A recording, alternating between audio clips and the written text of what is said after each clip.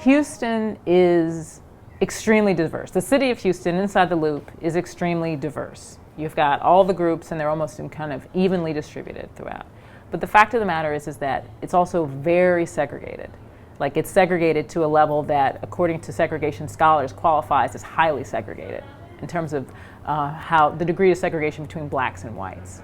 And so if we think about it in those terms, even though we have this immense diversity, we don't have people evenly sort of living in all these different neighborhoods. You still have the wards, you still have West U, you still have River Oaks, you still have these people collecting in these different neighborhoods.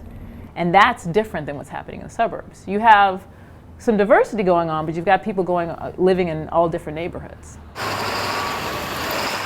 One thing we found that was unique to the 2010 census that isn't true in the 2000 census or the 1990 census is the city of Houston, as in the city proper, is no longer the most racially or ethnically diverse city in the region.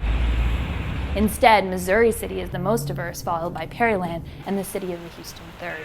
This isn't just something about this time period that is unique for Houston, but this is something that is different from the whole country, that now we're seeing suburbs being more diverse than their center city.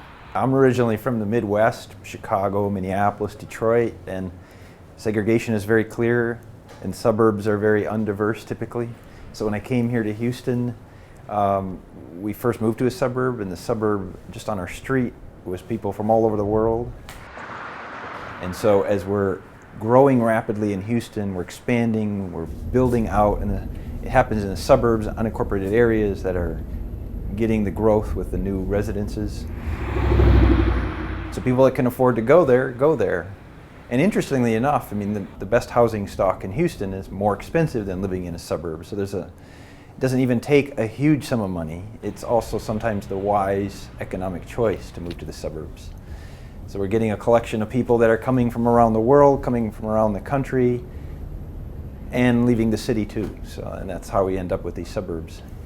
So I think the complicated thing about Houston is that you have diversity and you have segregation, and we tend to think that diversity makes segregation sort of go away. But we actually have something more complicated happening, because you have some places that have multiple groups being represented almost evenly, and then you have some places like the Woodlands or even like Pasadena, where it's primarily Hispanic, where you have one group kind of dominating and then other groups sort of being evenly distributed throughout.